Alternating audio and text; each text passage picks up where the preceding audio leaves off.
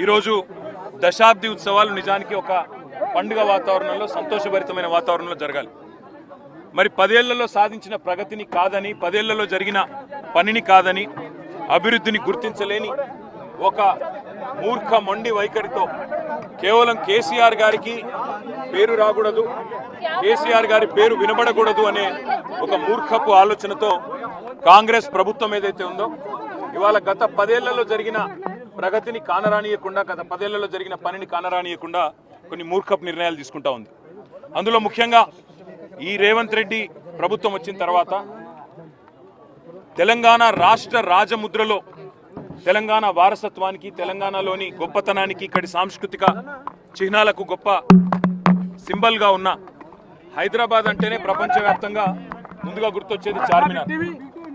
బ్రహ్మాండంగా చార్మినార్ ఒకటే కాదు, ఇవాళ తెలంగాణ అంటేనే